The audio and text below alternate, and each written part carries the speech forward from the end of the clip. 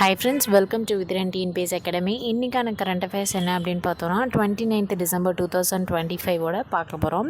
First Thirukkural வாரம் அப்படின்றது எந்த மாதம் செலிப்ரேட் பண்ண போகிறோம் அப்படின்னு பார்த்தோன்னா ஜனவரி. ஓகே, ஸோ இந்த டிசம்பர் லாஸ்ட்டில் செலிப்ரேட் பண்ண போகிறதா சொல்லியிருந்தாங்க.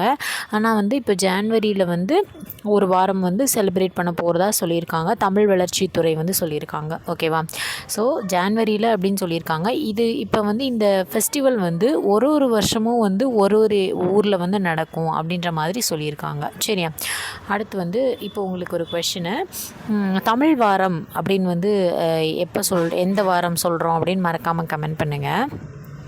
ஓகே, அடுத்து the Ministry of Environment, Forest and Climate Change has imposed a complete ban on a new mining lease across the entire Aravalli range stretching from Delhi to Gujarat. Okay, அதாவது என்னென்னா இப்போது இந்த ரீசெண்டாக ஒரு இஷ்யூ நடந்தது இல்லையா, இந்த ஆரவல்லி மலைத்தொடரில் அந்த 100 மீட்டருக்கு கீழே இருக்கிறத மைனிங் பண்ணலாம் அப்படின்ற மாதிரி சொல்லியிருந்தாங்க இல்லையா. ஸோ அந்த மாதிரி இந்த சுரங்க குத்தைகள் எதுவுமே மேற்கொள்ளக்கூடாது அப்படின்னு சொல்லி தடை விதிச்சிருக்காங்க. இது ஓகேயா. ஸோ அதாவது இந்த தடை சட்டவிரோதமான மற்றும் ஒழுங்குபடுத்தப்படாத சுரங்க நடைமுறைகளை தடுப்பதற்காக குஜராத் முதல் தேசிய தலைநகர் அதாவது டெல்லி வரை ஒரே மாதிரியாக பொருந்தும் அப்படின்னு சொல்லியிருக்காங்க. ஸோ அதாவது என்னென்னா டெல்லியிலேருந்து குஜராத் வரை அந்த ஆரவல்லி ரேஞ்ச் இருக்கு இல்லையா, அங்கே மைனிங் பண்ணக்கூடாது அப்படின்னு சொல்லி பேன் பண்ணிட்டாங்க. Third Gujarat was reinstated as a tiger state. அதாவது என்னென்னா ஒரு 33 வருஷங்கள் கழித்து குஜராத்தில் ஒரு டைகர் ரெக்கக்னைஸ் பண்ணியிருக்காங்க, அதாவது பார்த்துருக்காங்க. இதுக்கு முன்னாடி 33 வருஷத்துக்கு முன்னாடி டைகர் இருந்தது, அதுக்கப்புறம் டைகரே இல்லையாமா. ஸோ 33 இயர்ஸ்க்கு அப்புறம் டைகர் ரெகக்னைஸ் பண்ணியிருக்காங்க அப்படின்னு சொல்லி இதை NTCA national tiger conservation authority சொல்லியிருக்காங்க. ஓகே, இப்போது ஆல் இண்டியா டைகர் எஸ்டிமேஷன் 2026 குஜராத்தையும் இன்க்ளூட் பண்ணியிருக்காங்க. One of the largest wildlife population survey in the world இந்த ஆல் இண்டியா டைகர் எஸ்டிமேஷன் அப்படின்றது. ஓகே, ஸோ 33 வருஷங்கள் கழித்து குஜராத்தில் டைகர் ரெகக்னைஸ் பண்ணியிருக்காங்க அப்படின்னு சொல்லியிருக்காங்க. INSV கவுந்தின்யா இது என்ன அப்படின்னு பார்த்தோன்னா sailing vessel of Indian navy. அதாவது என்ன, இந்திய கடற்படையின் கையால் தைக்கப்பட்ட பாய்மரத்தை கொண்ட கப்பல் அப்படின்றதோடு அந்த எதை இன்ஸ்பயர் பண்ணியிருக்காங்கன்னா அஜந்தா கேவில் உள்ள இந்த சுவரோவியங்களை இன்ஸ்பயர் பண்ணி 5ஆம் நூற்றாண்டில் உள்ள அஜந்தா கேவோட அந்த சுவரோவியங்களை இன்ஸ்பயர் பண்ணி இந்த கவுந்தின்யா அப்படின்றத பாய்மர கப்பலை செஞ்சுருக்காங்க. சரியா, ஸோ இது எங்கே அப்படின்னா போர்பந்தர், குஜராத்தில் இருக்க போர்பந்தர்லேருந்து ஓமன் மஸ்கட்க்கு பயணம் போகிறதா சொல்லியிருக்காங்க. ஓகேவா, வெளிநாட்டு பயணத்தை மேற்கொள்ள போகுது. அதுக்கப்புறம் இந்த திட்டம் கலாச்சார அமைச்சகம், அதாவது கல்ச்சர் டிபார்ட்மெண்ட் இருக்குல்ல, அப்புறம் இந்தியன் நேவி, அப்புறம் ஹோடி கண்டுபிடிப்புகள் இதெல்லாம் உள்ளடக்கிய ஒரு ட்ரை அக்ரிமெண்ட் மாதிரி முத்தரப்பு ஒப்பந்தம் மூலமாக இது செயல்பட்டுருக்கு. ஓகேவா, ஸோ இதோட இந்த வாயேஜ் இப்போ இந்த போர்பந்தர்லேருந்து ஓமன் மஸ்கட்க்கு போகிறதுக்கான டியூரேஷன் 15 நாட்கள். நம்பர் ஆஃப் செயிலர்ஸ் அப்படின்னு பார்த்தோன்னா 16 பேர் போகலாம். ஷிப்போட லென்த் 65 ஃபீட்டு, வெயிட் 50 டன்னர்ஸ் வெயிட் தாங்கும். ஓகேவா, ஓகே, அடுத்து ஸோ இதான் அந்த கவுந்தின்யா அப்படின்றது எதை இன்ஸ்பயர் பண்ணியிருக்காங்க அப்படின்னு தெரிஞ்சு போச்சு.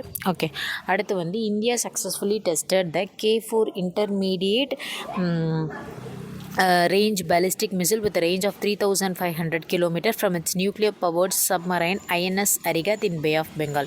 இந்த INS எரிகணை சோதனை அப்படின்றது எங்கே நடந்தது அப்படின்னா வங்காள விரிகுடாவில் அணுசக்தி இயங்கும் நீர்மூழ்கி கப்பலான INS அரிஹண்ட். இந்த INS அரிஹண்ட் அப்படின்றது ஒரு சப்மரைன் நீர்மூழ்கி கப்பல். இதன் மூலமாக இந்த அரிஹந்திலிருந்து K4 இடைநிலை தாக்குதல் வரம்பு கொண்ட உந்துவிசை எரிகணையை இந்தியா வெற்றிகரமாக சோதிக்கப்பட்டது அப்படின்னு சொல்லியிருக்காங்க. அதாவது பாலிஸ்டிக் மிசைல் அப்படின்னா உந்து விசை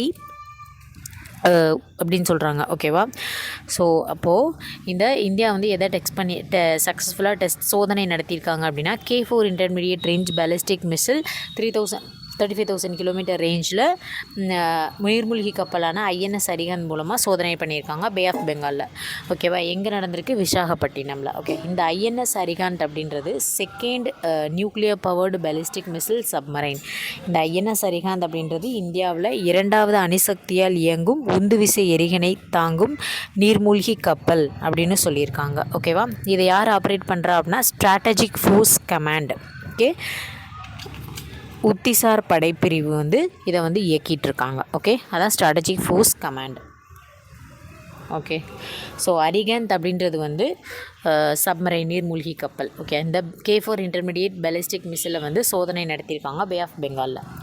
அடுத்து வந்துட்டு பரம்ருத்ரா அப்படின்ற ஒரு சூப்பர் கம்ப்யூட்டர் ஐஐடி பாட்னா பீகாரில் வந்து லான்ச் பண்ணியிருக்காங்க. ஓகேவா, ஸோ இது வந்து இதுக்கப்புறம் வந்து பரம் அப்படின்னாவே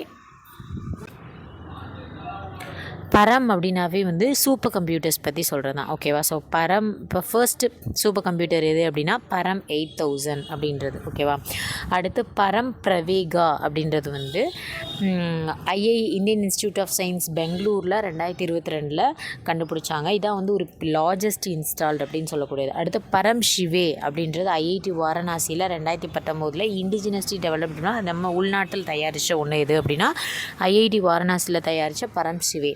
அடுத்து பரம் சேவா வந்து ஐஐடி ஹைதராபாத்தில் 2021 இது பண்ணாங்க.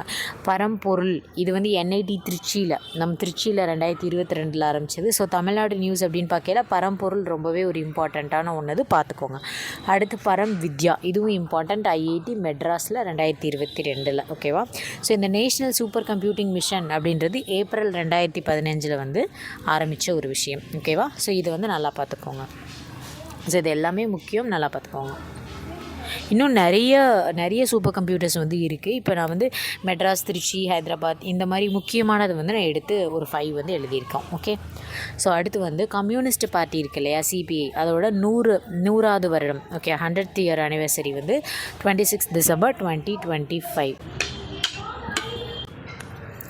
Communist party of India, so அதோட 100th இயர் ஆனிவர்சரி 26 டிசம்பர் 2025.